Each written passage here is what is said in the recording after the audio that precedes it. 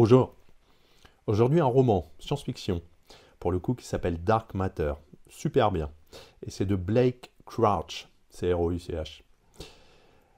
Jason Desson est un homme ordinaire, professeur de physique dans un petit collège de Chicago. Il vit avec sa femme, Daniela, une ancienne artiste, et leur fils Charlie.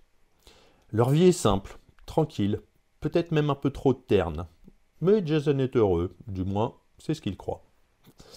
Un soir, Daniela le pousse à aller féliciter un ancien ami, Ryan, qui vient de recevoir un prestigieux prix scientifique.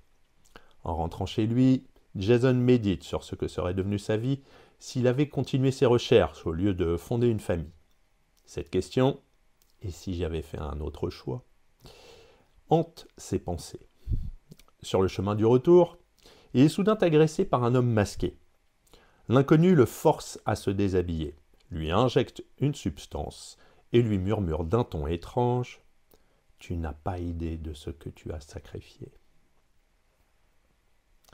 Quand Jason reprend conscience, il se réveille dans un lieu inconnu, un laboratoire ultramoderne surveillé par des scientifiques qui semblent le connaître.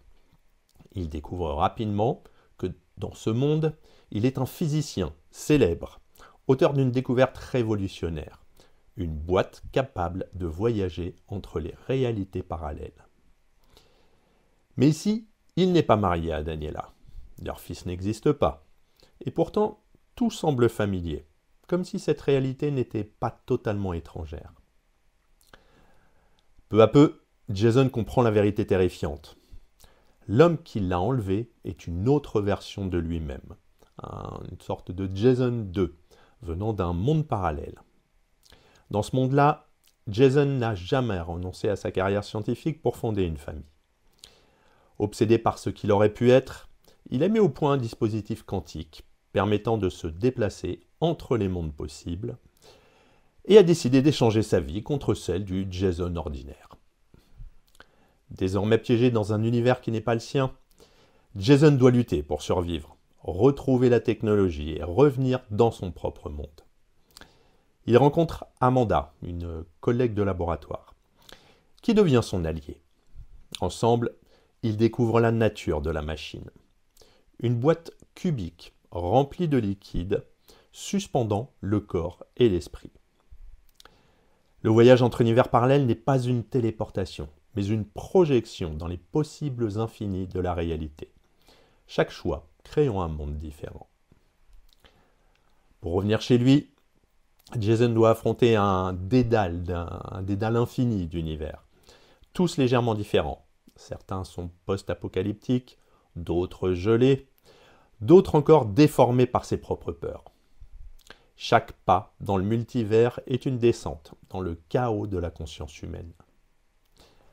Pendant ce temps, le Jason 2 s'installe dans la vie de Jason 1 et il prend sa place auprès de Daniela et Charlie, feignant d'être le père et le mari parfait. Mais rapidement, son comportement étrange trahit son imposture. Trop d'attention, trop de perfection. Daniela sent qu'il y a quelque chose d'irréel chez cet homme. Dans le multivers, Jason 1 finit par trouver la bonne combinaison mentale pour entrer dans son Chicago. Mais une fois arrivé, il découvre que des dizaines d'autres versions de lui-même ont fait le même voyage, chacune persuadée d'être le vrai. Ce n'est plus une lutte contre un seul autre double, mais une guerre existentielle entre des clones identiques, tous décidés à récupérer leur famille. La fin est à la fois émotive et métaphysique. Jason, comprenant qu'il n'existe plus un seul lui-même, décide de fuir avec Daniela et Charlie dans un nouvel univers, un monde vierge où ils pourront recommencer. Mais le lecteur reste suspendu dans le doute. Ce Jason-là est-il le vrai Jason ? Et qu'est-ce que cela signifie au fond ? D'être soi, quand chaque choix donne naissance à une infinité d'autres soi-même possibles. Ça fait un peu penser à un film avec DiCaprio. Dark Matter est un roman, c'est vertigineux, ça combine la tension d'un thriller avec la profondeur philosophique d'un essai sur l'identité. Blake Crouch, merci pour l'accent, parvient à transformer une théorie scientifique. c'est-à-dire l'interprétation des mondes multiples de la mécanique quantique. Et finalement, elle arrive à le faire en une métaphore existentielle puissante. Le cœur du livre repose sur une question universelle. Et si j'avais fait un autre choix dans ma vie? Chaque lecteur pourra s'y reconnaître. Le roman prend cette angoisse familière, celle du regret, du chemin non emprunté, et la pousse jusqu'à l'extrême. Grâce à la science-fiction d'ailleurs, Crouch rend visible ce qui, d'ordinaire, reste abstrait, c'est-à-dire les versions alternatives de nous-mêmes. L'œuvre interroge sur la notion de réalité. Si chaque univers est une possibilité, en fin de compte, lequel est le vrai? Et si notre identité dépend de nos choix, que devient-elle quand tous nos choix coexistent, La science ici devient le miroir de la psychologie. Le multivers, au final, n'est qu'une projection de notre conscience fragmentée. Donc les personnages Jason, Daniela, Amanda et Jason 2, on les passe vite. Concernant les thèmes majeurs, le multivers comme métaphore du regret, au final, l'identité fragmentée, l'amour comme repère dans le chaos, la science et la démesure humaine, et enfin la peur de l'oubli. Donc pour conclure, c'est un peu plus qu'un roman de science-fiction, c'est une expérience existentielle. L'auteur réussit à rendre le concept vertigineux de multivers profondément humain. Derrière la physique quantique, on parle de ce que chacun ressent, le poids des choix, les regrets, la quête d'une vie qui aurait pu être différente.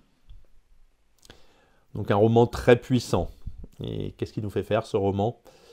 Il nous fait transformer une hypothèse scientifique en une réflexion intime sur la vie. Donc le dark matter, la matière noire, n'est pas seulement cosmique, c'est ce qui existe en nous. Toutes ces vies possibles que nous ne vivrons jamais, mais qui à la fin continuent de nous hanter. À bientôt.